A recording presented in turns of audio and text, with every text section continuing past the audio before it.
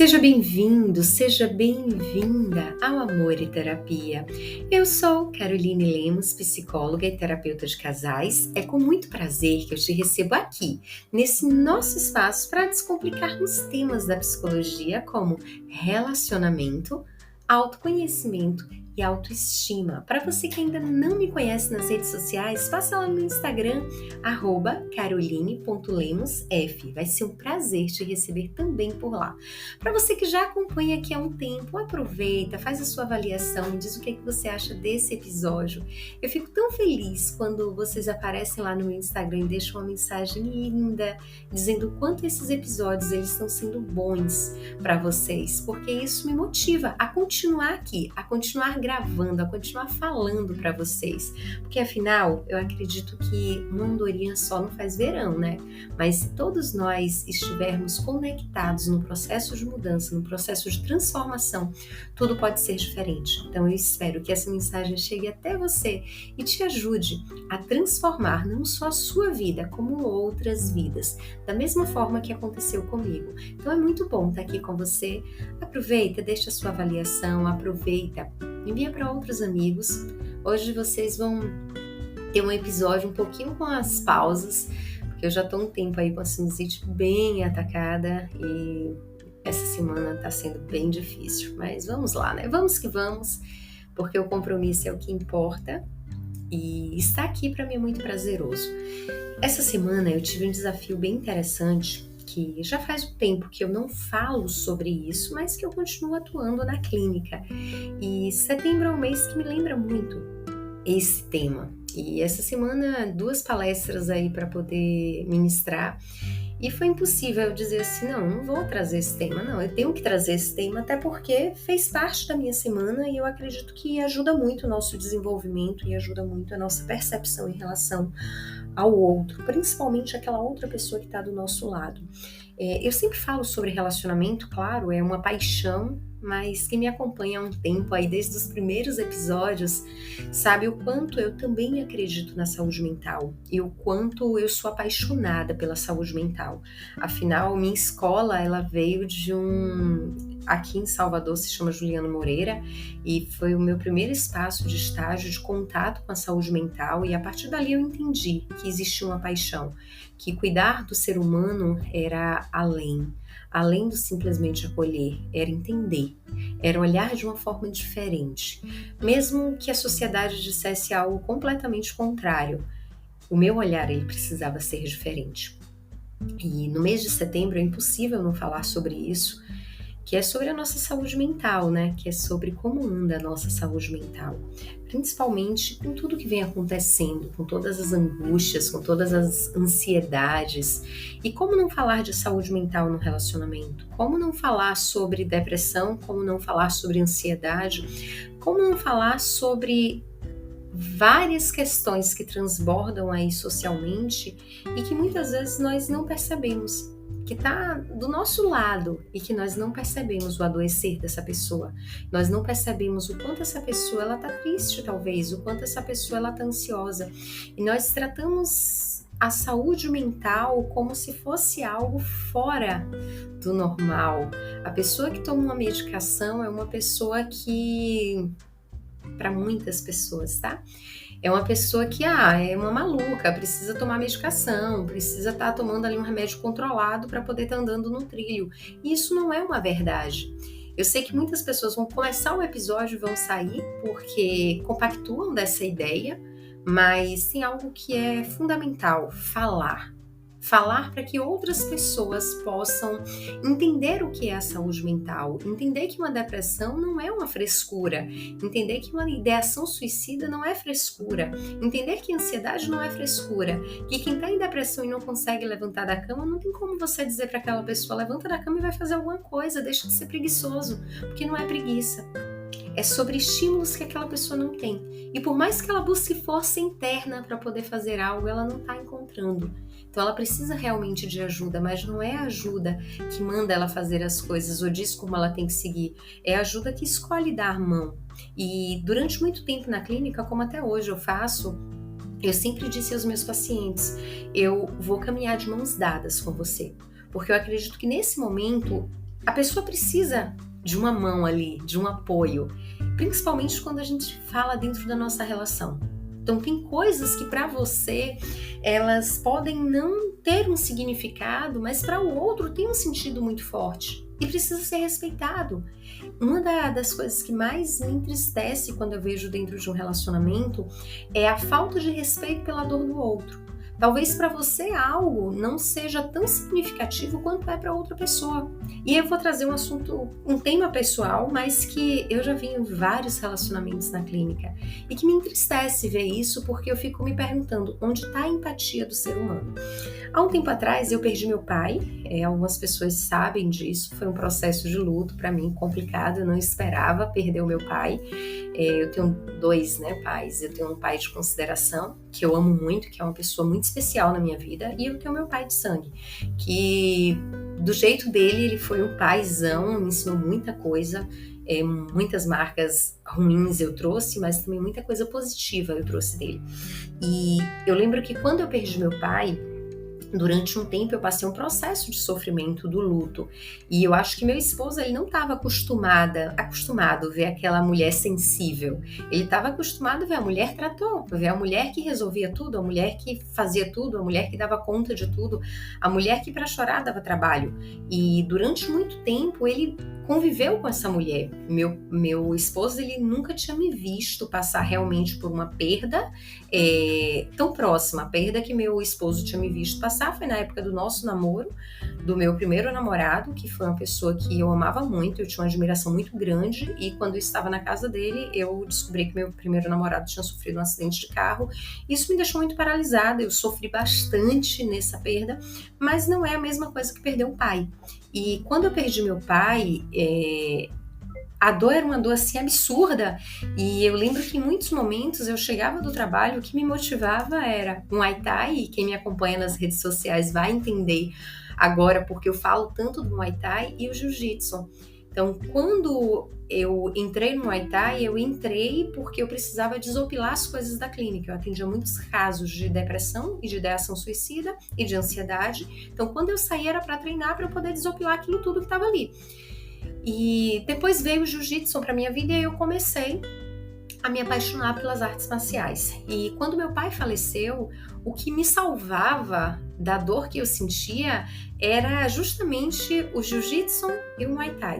Estar com aquelas pessoas que estavam ali, brincar, treinar, desopilar, era o que me ajudava a trabalhar e a treinar. Então a minha vida ela passou a ser trabalho, treino e choro.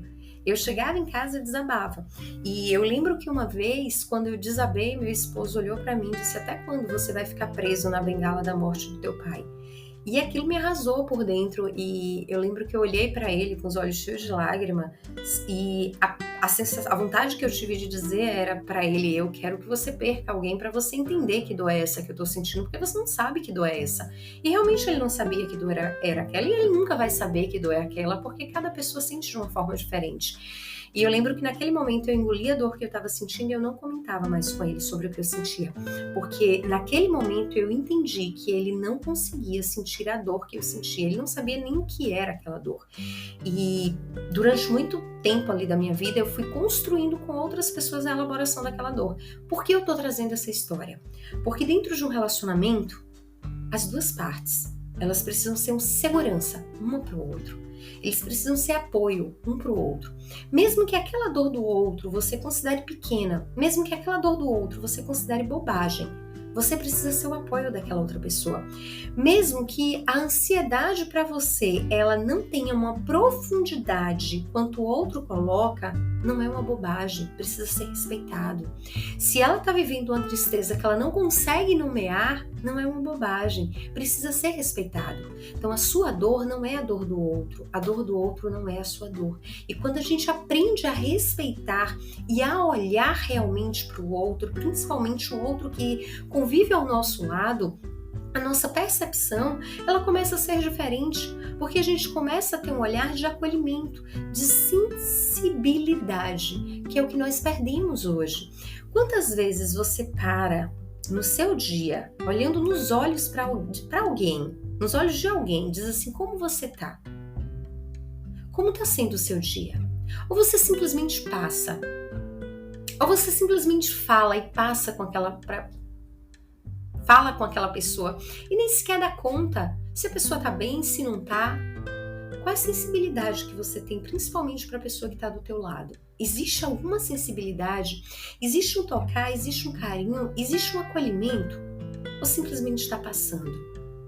Hoje, nós não percebemos a dor do outro, e eu me coloco também nesse espaço porque por mais que eu tente ser aquela pessoa que presta atenção no outro, tem momentos que isso me escapole, ou me escapole porque eu tô distraída. Esses dias eu tava rindo com meu esposo porque a esposa de um amigo dele, que eu conheço, falou comigo e eu olhei pra ele, falou comigo e falou com ele, e eu olhei pra ele e disse assim, quem é? E ele deu risada porque eu tenho a cena dela com o cabelo preso e de óculos, e nesse dia ela estava sem óculos. E já é a terceira vez que ela fala comigo no elevador, brinca comigo no elevador, e eu não tinha reconhecido ela. Por quê? Porque eu fiz uma imagem dela e eu não consegui gravar outra imagem, que é ela de cabelo solto, mais descontraída. E isso é um erro que eu cometo, porque eu preciso perceber mais o outro, eu preciso olhar mais o detalhe do outro, pelo carinho que ela fala comigo, pelo acolhimento. Então, naquele momento que ela falou, eu disse, eu preciso ter uma postura diferente, por isso que eu me incluo nisso. Então, quando a gente começa a perceber o outro com mais empatia, com mais cuidado, a gente começa a olhar para o outro de uma forma diferente. E essa forma diferente nos faz ter sensibilidade para a dor do outro, mesmo que seja uma dor que a gente não conhece. E isso está faltando nos relacionamentos. Por quê? Eu posso tomar porrada, eu vou usar o termo porrada, de qualquer pessoa da rua. Eu posso tomar patada de qualquer pessoa da rua. Eu posso ser tratada com grosseria de qualquer pessoa da rua. Mas quando eu chego na minha casa, eu espero o mínimo um acolhimento. Eu espero o mínimo um sorriso, um abraço. Um dizer, eu estou aqui. Aqui é o seu lugar de segurança. E todos nós somos assim. Tanto os homens quanto as mulheres, eles desejam chegar em casa. O ser humano deseja chegar em casa e se sentir seguro, se sentir protegido, se sentir compreendido. Agora imagina só, você chega em casa, o lugar que você espera ter segurança, proteção, cuidado, você recebe críticas, você recebe julgamentos, você é apontado, você é diminuído, a sua dor, ela não é vista, ela não é acolhida porque não é a mesma dor do outro, porque não tem a intensidade do que o outro acredita que deveria ter para ele te acolher. Então, quando você vai olhando para isso, você vai percebendo como as relações elas precisam mudar, como a sensibilidade do outro precisa mudar. Esses dias eu brinquei com meu esposo em casa porque eu estava muito mal, muito mal mesmo. Eu estava levantando só para trabalhar. Então eu deitava, apagava. Eu nunca dormi tanto na minha vida. Geralmente eu durmo 6 horas por dia. Eu estava acordando, trabalhava, dormia, acordava, trabalhava de novo. Juntou o cavalor, misturou tudo e me acabou. E eu tava brincando com ele, dizendo como é bom ter alguém que entende a nossa dor. Antes eu levantava, eu ia fazer as coisas e ele tava de boas. Hoje ele vai, ele faz, ele cuida de mim e eu me sinto cuidada por ele. Isso transformou a minha relação de uma forma assim imensa, porque hoje eu me sinto vista dentro da minha casa. E eu acho que muitos casais acabam passando por isso. Não se sentem vistos, não se sentem notados dentro da própria casa. E isso precisa terminar. Porque se você escolheu essa criaturinha que está aí do teu lado para poder casar, você escolheu cuidar dela, cuidar dele, independente do momento, independente da situação, independente do que esteja acontecendo. Você escolheu cuidar. E se você escolheu cuidar, assuma o teu compromisso. Honre o compromisso que você fez no altar. Não normalize o divórcio. Não normalize você não acolher o outro. Não normalize você não olhar para a dor do outro. Não normalize o sofrimento do outro não te incomodar. Não normalize criticar uma pessoa que está cuidando da sua saúde mental, porque está com depressão, porque está com ansiedade. Não normalize excluir pessoas ou criticar pessoas, porque elas estão tentando cuidar da dor delas. Muitas pessoas têm dores, têm feridas emocionais que não colocam para fora por medo das críticas, por medo do que o outro vai dizer, de como o outro vai pensar, o que o outro vai apontar, quais as críticas vão vir. Então não seja mais uma pessoa que vai fazer isso. Tomar medicação é normal. Tomar medicação é algo que vai ajudar o outro a ter um trabalho diferente, a ter uma percepção diferente. Eu já trouxe aqui alguns episódios que eu falo sobre ansiedade, que eu disse assim, eu consegui sair da ansiedade sem utilizar medicação. Ótimo, foi o que eu consegui. Hoje, porque eu diminuí meu nível de atividade física, eu preciso tomar uma medicação para me ajudar na ansiedade e no TDAH. Porque senão eu não produzo, porque senão eu não estaria aqui conseguindo gravar para vocês, porque minha cabeça estava em 1000 lugares. Então a gente precisa reconhecer as nossas limitações e dizer até aqui eu consigo cuidar, mas passou daqui eu não consigo, eu preciso de ajuda e tá tudo bem. Porque independente do que as pessoas falem, eu quero estar bem comigo. E a pessoa que está do teu lado precisa ser essa pessoa que vai cuidar de você também. Então vamos ser, quem está aqui, quem está escutando, quem me acompanha, vamos ser esse grupinho que prega o bem, esse grupinho que ao invés de apontar, acolhe, esse grupinho ao invés de criticar, dá apoio, ajuda, tá do lado. Se eu consigo olhar para a pessoa que está perto de mim com um olhar de amor, de acolhimento e de cuidado, eu posso transformar a vida dessa pessoa. Eu posso transformar a realidade dessa pessoa. Então, quem eu quero ser na vida? Aquela pessoa que depois vai lamentar por não ter feito diferente, não ter percebido os sinais que muitas vezes estava ali exposto, mas porque eu estava preocupado comigo, eu não conseguia perceber? Ou aquela pessoa que diz, eu consegui fazer diferença? Eu sempre digo isso em todos os lugares que eu vou, em cada palestra que eu ministro. Pode estar 200 pessoas numa sala, pode estar 600 pessoas numa sala, pode estar 10 pessoas numa sala, pode estar uma pessoa na sala. Como pode ter 200 pessoas que me escutam, 300, 400, 100 ou menos? Sabe qual é a diferença para mim? Se uma vida que está me escutando for tocada e tiver um processo de transformação, vocês não imaginam a felicidade que eu fico por uma pessoa que chega para mim e diz assim, você não tem noção do quanto a tua mensagem me ajudou.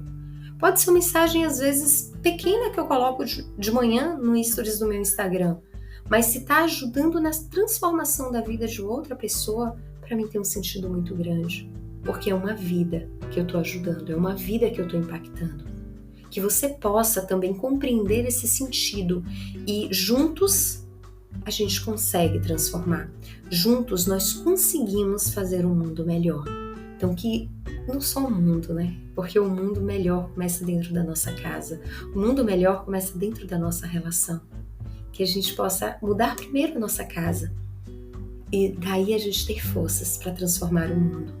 E que você possa construir um lindo dia, uma vida maravilhosa, que você possa ser exemplo por onde você passe, que as pessoas possam te olhar com a marca de dizer assim, essa pessoa, ela tem amor, ela transborda compaixão, ela transborda cuidado, ela transborda acolhimento, ela transborda simplicidade, que você possa transbordar coisas, sensações que modifiquem a vida da outra pessoa.